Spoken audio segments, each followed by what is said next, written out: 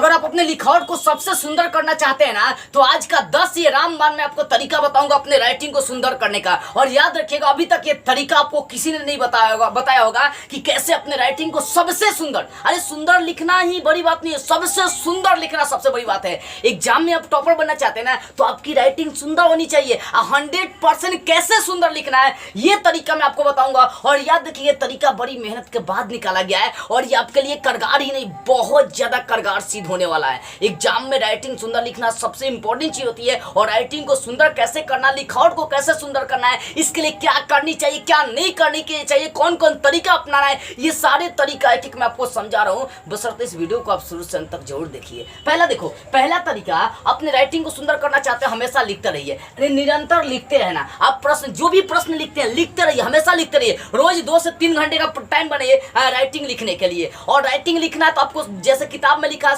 सही जो कॉमा दिया है, जो चिन्ह दिया है, वो सब आपको फॉलो करते चलना है, यानी निरंतर आपको लिखते चलना है। इससे आपका अभ्यास जारी रहेगा और लिखने की आपकी आदत बनी रहेगी। तो निरंतर लिखते रहे। और दूसरी बात है, लिखने की आदत डाले। हम लोग कई बार क्या करते हैं, प्रश्नों को लिखते नहीं है, सिर्फ याद करते हैं। मास्टर साहब दे दी, याद करिए, याद करके जाते हैं, सर जी को मैडम जी को सुना के चले जाते हैं, ले भैया हो गया, अपने बनेगी तेज, हम है तेज है। ऐसे बहुत लड़के को देखा गया कि अपने कोचिंग में सबसे तेज था, रिजल्ट सबसे कम आया, इसके पीछे का राइटिंग था। तो हमेशा लिखने का आप आदत डालो, याद करने की आदत नहीं डालो, लिखने का आदत डालो। लिखने से बहुत फायदा है। एक तो आपको याद हमेशा के लिए हो जाएगी, दूसरी आपकी राइटिंग सुंदर हो जाएगी, तीसरी आपकी लिखने का स्पीड बन जाएगा, और चौथा आपका लिखने का आदत बन जाएगा। तो लिखने की आदत डालने से आपको तरह तरह के फायदे हैं। तो आप याद करने के बजाय लिखने की आदत डालिए। कई बच्चे को याद करने की आदत होती है लेकिन लिखने की आदत नहीं होती है। लिखना आप सीखिए, तो लिखने की आदत डालिए। कोई भी प्रश्न उसको लिखने की आदत डालिए, और लिखना तो किताब में से सही देखकर लिखना है, ठीक है।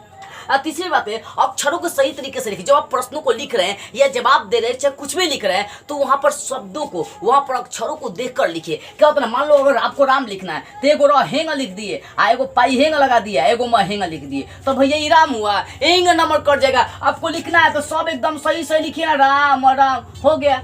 तो कहने का बस इतना मतलब है कि अक्षरों को आपको सही तरीके से जैसे लिखा उसी टाइप से आपको लिखना है। और चौथी बात है, लिखावट में जल्दबाजी के बजाय सही लिखने की कोशिश करें। आप जब भी लिखो ना बाबू, लेट लगेगा मानता हूं, लेकिन सुंदर तरीके से आप घबरा कर नहीं लिखना, घबरा कर नहीं लिखना है, जल्दी के चक्कर में नहीं रहना। हाँ, 2 क्वेश्चन कम लिखेंगे मंजूर है, लेकिन सुंदर के साथ लिखेंगे, समझ में आ रही है ना। सुंदर लिखेंगे, राइटिंग पर आपकी बहुत ज्यादा नंबर मिल सकती है, राइटिंग पर नंबर एक्स्ट्रा मिलती है। इसलिए आप जब भी लिखो बाबू, तो जल्दीबाजी में नहीं, धीरे धीरे लिखो, लेकिन अच्छा लिखो, सुंदर लिखो। और पांचवी बात है, लिखते समय अक्षरों की साइज और दूरी का ध्यान रखें। देखो, जब लिख रहे हैं ना, तो सारे अक्षरों का साइज सेम होना चाहिए। अब इंग्लिश में ऐसा नहीं है। इंग्लिश में क्या होता है कि बड़ा, पहला जो लेटर होता है बड़ा होता है, उसके बाद वाला लेटर सब छोटा होता है। जैसे मान लो राम लिखना है तो पहला लेटर बड़ा, उसके बाद सब छोटा होता है। तो अब आप ऐसा नहीं करेंगे सब का सब क्या करेंगे, छोटा कर देंगे, या ऐसा आप नहीं कर सकते कि आर यहाँ पर, ए यहाँ पर, एम यहाँ पर। तो बाबू, आपको अक्षरों का साइज भी ध्यान रखना है कि सारा अक्षर हिंदी में बराबर होना चाहिए, एकदम सेम डिस्टेंस पर, सेम साइज में आपकी चलनी चाहिए। हिंदी में ये चीजें आपको ध्यान रखनी है। तो लिखते समय अक्षरों की साइज और उनकी दूरी का ध्यान रखें, ज्यादा दूरी भी उसकी नहीं होनी चाहिए। और छठी बात है, लिखते समय अक्षरों की अच्छे कॉपी और पेन का प्रयोग करें। कई बार हम लोग अच्छे कॉपी का, अच्छे पेन का प्रयोग नहीं करते हैं, जिसके कारण से आपकी राइटिंग सुंदर नहीं हो पाती है। कई बच्चा तो पैसा बचाने के लिए गंदा कॉपी का यूज करता है, मार्कर और बोर्ड का यूज करता है, कॉपी बचेगा, पैसा बचेगा, यही बुड़बकई कर देते हैं आप लोग। ये काम कभी नहीं, आपको बोर्ड पर नहीं लिखना। अरे कॉपी जियान होगा, जियान करिए ना, उससे आपकी राइटिंग सुधरेगी, क्वेश्चन आपको याद होगी।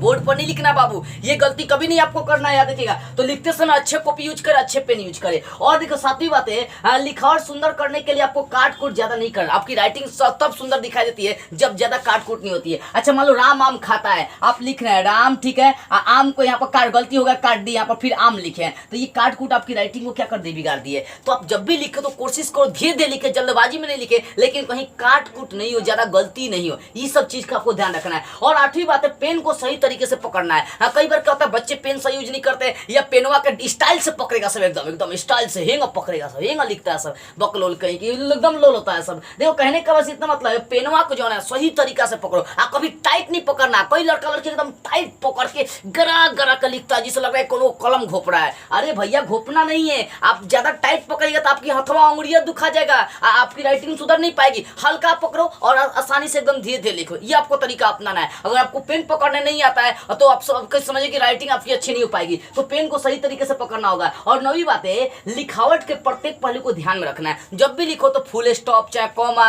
या बिंदु देना, ये सब सीखिए, ये सब भूलना नहीं है। आप इंग्लिश में लिख रहे हैं तो इंग्लिश में फुल स्टॉप देना नहीं भूलना है। ये आपके अक्षरों को मतलब सुंदर बनाने का काम करता है।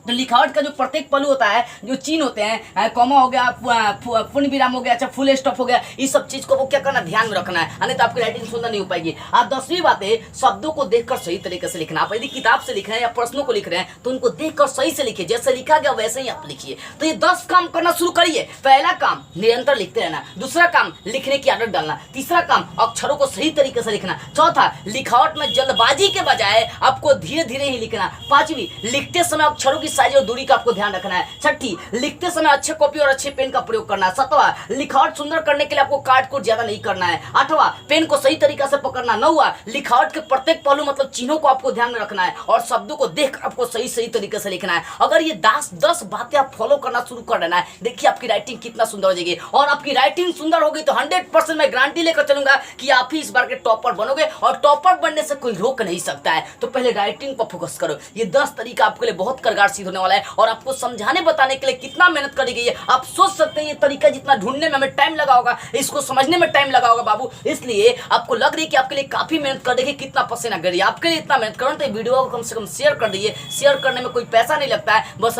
थोड़ा सा हम लोग को सपोर्ट मिल जाता है। लाइक करिए, कमेंट करिए और हर दोस्तों के पास शेयर करिए और बताइए सभी को कि एक जोशीला टीचर है जो हम लोग को टॉपर की तैयारी करवाता है। क्योंकि आप लोग सपोर्ट में नहीं करे होंगे ना, तब तक मैं भी ऐसे ऐसे ट्रिक आपको बता नहीं पाऊंगा। चलिए इसके प्रति आपकी क्या प्रतिक्रिया कमेंट करके बताइए और सभी जगह इस वीडियो को शेयर कर दीजिए। जय हिंद, वंदे मातरम।